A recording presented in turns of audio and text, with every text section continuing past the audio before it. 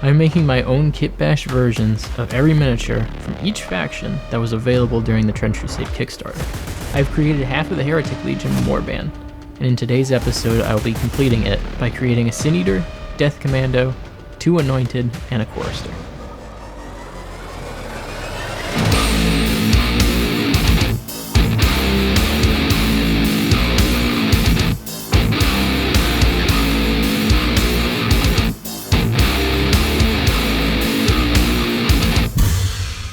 Before I get started, I wanted to show you some updates I have made to the previous minis.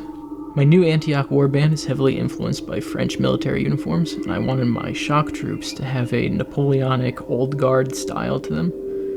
So I took a Warlord Games World War II backpack and rolled out some green stuff, super thin, to make a bedroll. With a coat of paint, these troops now look more equipped for extended excursions to the front lines. I also wasn't fully happy with my Heretic Priest from the previous video, so I was looking at the official file, and the Priest has a skull and treasure chest on its back. I found a similar looking demonic skull in the GW skull set, and stuck it to the Priest's back with some green stuff. There is also some micro chain that gets glued down and pushed into the putty. The final touch was this Victrix Viking purse that perfectly fit between the skull's teeth, and rounds out this demonic backpack. After painting, I think this is just what the Heretic Priest needed. The skull creates some extra horns and spikes to their silhouette, while also covering up those FDM printed layer lines. Now let's get started on the rest of the Heretic Legion. First up is the Chorister, support unit, and guy carrying his own severed head. Oh, that's brutal. The main focal point of this mini is this satanic ruin symbol made of blood. A piece on my Victrix Viking Sprue has a hand holding a severed head, and I considered using it, but I didn't really like the face. It just sort of looked like some Saxon noble or something not demonic enough. I found this head instead on the Frostgrave Cultist Sprue. I liked it a lot more. The body was taken from a Victrix Norman, and the head and arms were cut off. This body is a good start because it already has some long robe-like clothing on it. Then my pin vise was used to drill a hole in the neck, and 2 cultist arms had their weapons cut away. One will hold a knife, and the one that once held the bow will now hold the severed head. Before I popped off the cultist head I liked, I carved a pentagram into its forehead while it was still on the sprue. The head gets glued to the bow arm, and we are halfway there. I took some epoxy sculpt and started building up the sides of the Chorister's base to make it look like they were standing in a crater. I'm not going to go too much into the detail of how I use sculpting putty, because I just made a video where I go over the pros and cons of the 3 major ones, and you should give it a watch. To make the iconic blood symbol, I need a really thin wire, which I got from this twist tie. The paper was removed, and the wire was twisted into these weird shapes, and stuck into the Chorister's neck hole. Then using green stuff, the bottom of the robe and a hood were formed to make this character look more like a priest or a monk. The last thing I did was mix up some resin and carefully paint it onto the wire. This will help strengthen everything, while also giving it a liquidy texture. Once the resin dried, the Chorister was done. I really like how his stance came out. Looks like he's sprinting across the battlefield with his own severed head, leading the way.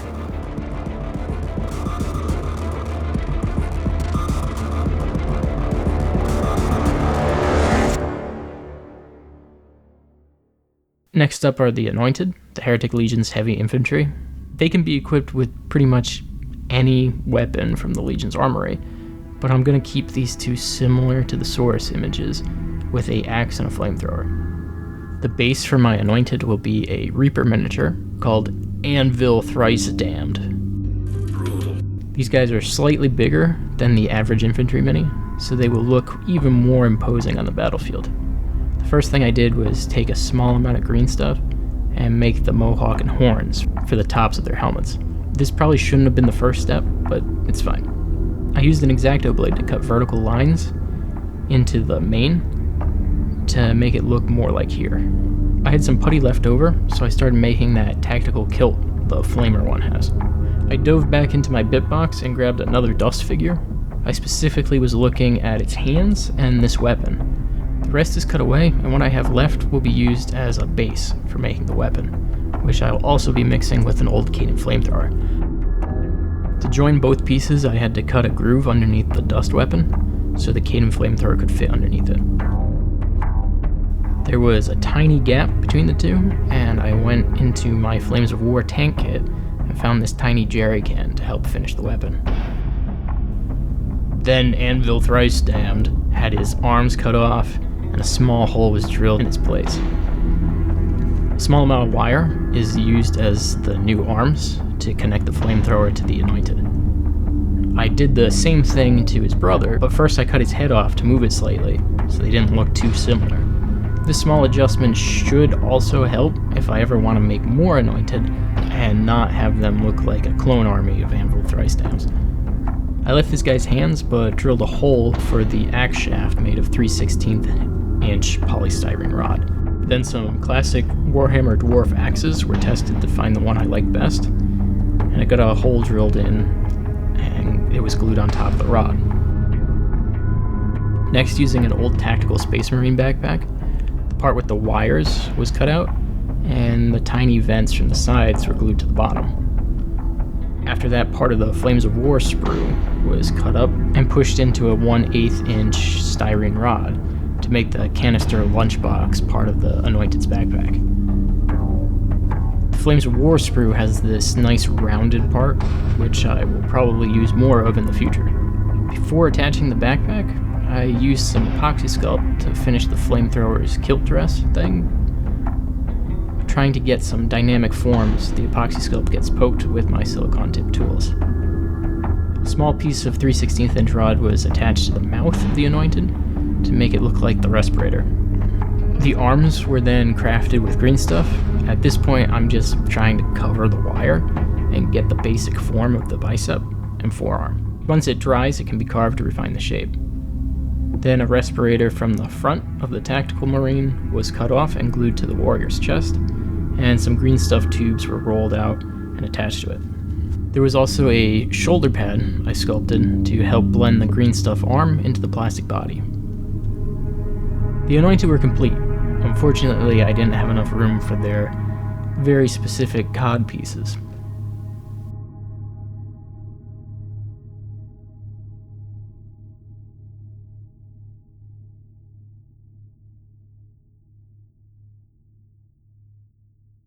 Sin Eater is a mercenary unit that was once human, but their hunger and sin made them bloated, horrific demons.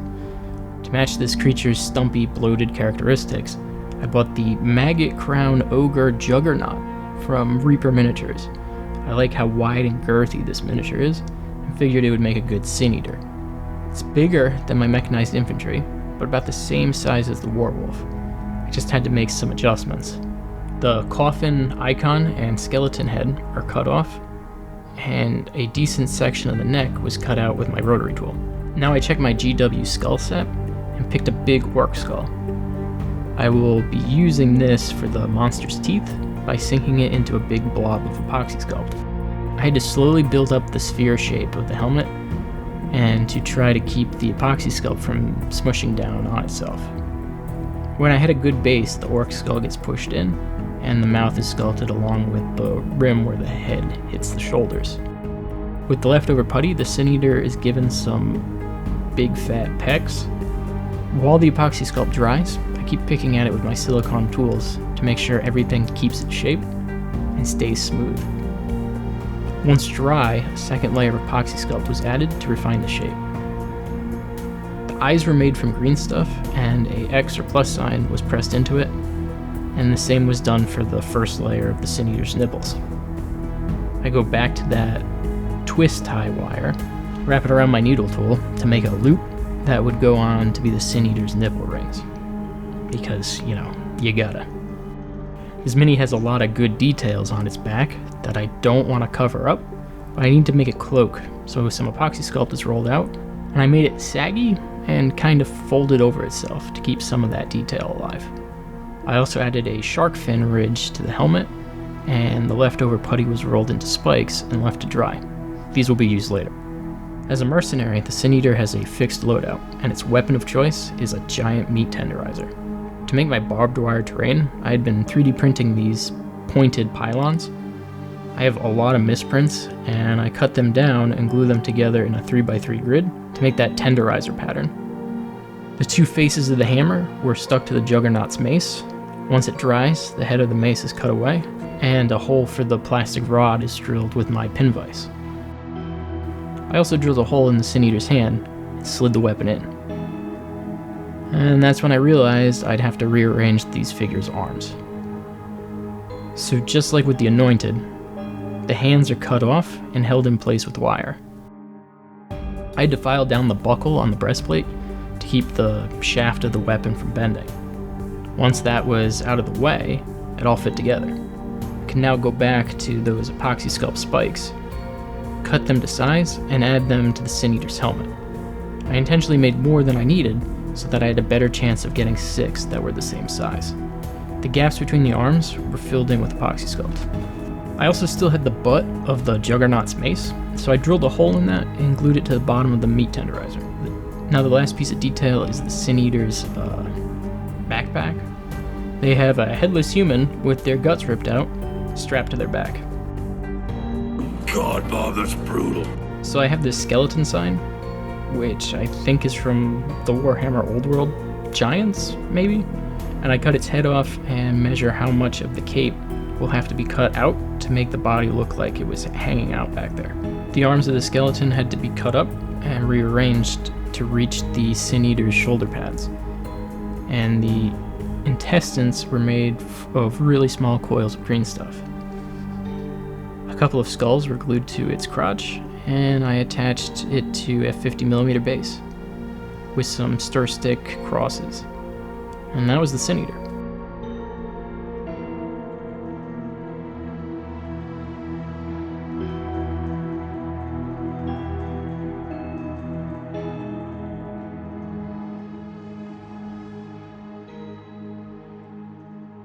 Last mini of the Heretic Legion Warband is the Death Commando, which is a stealthy super soldier that's able to easily hide amongst the battlefield terrain. To me, they have an alien xenomorph kind of look, and as they are elite assassins, I imagine they can crawl around on ceilings and air vents and stuff. So I want mine to be in a cat-like or 3-point superhero pose. I found these Nothics from WizKids, but WizKid minis can be a bit of a mess, and buying one for $10 seemed kinda dumb when there are a bunch of free STL files of Nothics in similar poses. But I said I wasn't gonna 3D print, so I ordered them and they showed up at my door almost immediately. The first step was chopping off the Nothic spikes and building a helmet and breastplate with green stuff. Filled in the rest of the back with milliput and marked out where I was gonna be placing the stealth generator, which hides the Death Commando from the eyes of God. Then some more green stuff was used to sculpt forearm guards and shoulder pads. As the green stuff was drying, I cut some small lengths of the microchain to be the Death Commando's crotch guard loincloth. A small piece of green stuff is placed on the mini's waist, and the microchain is pushed into the curing putty. Next, going back to my Flames of War sprue, I grabbed the small piece of tank tread to be an exo spine type detail, and after that was glued down, cut some small slivers of 1/8 polystyrene tube and 4 pieces of sprue. These get glued together to complete the stealth generator. I found some pouches and a cool looking gun in a Stargrave box. The pouches go on the back, and the gun gets trimmed a bit to be mounted on one of the forearms. The mag was also separated to make the arm look more like a gun and give it more detail. Some 1/16 inch rod was cut up to be shoulder pad details, and a butt plate was sculpted to tie the entire torso together. I then drilled some holes in the forearms and shoulder pads and stuck a length of twist tie in there to make some kind of cable or power supply. For the base, I wanted something that would make the Death Commando look like they were perched like a cat waiting to strike. So with some scrap dowel and stir sticks, I built this platform to look like an observation deck or tower that would have been abandoned in no man's land. I even added in a piece of paper that was wrapped around the twist tie to commemorate its service to the cause.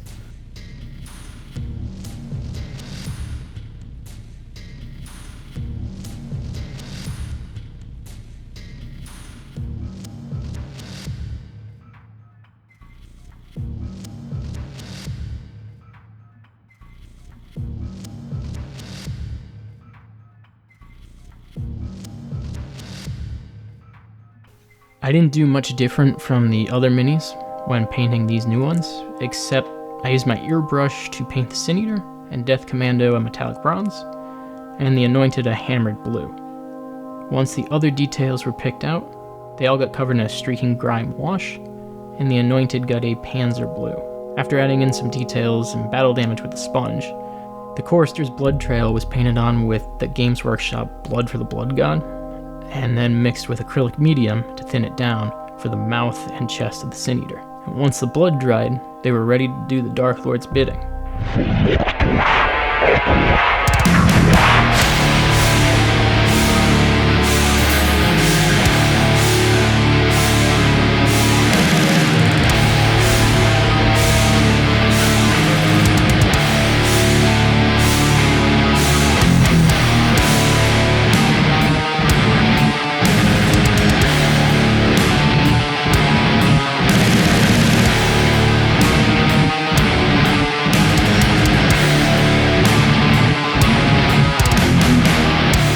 All here. Not completely satisfied with the Anointed. I think it has something to do with the head. These would be easy to replicate if I decide I want more than 2 in my warband. And then there's the Sin Eater. This fatty's looking good, and I'm really glad I redid the arms so they could two-hand that meat tender up. Now that the Heretic Legion is completed, I'm about 1/3 through my mission. Next time, Trench Builder.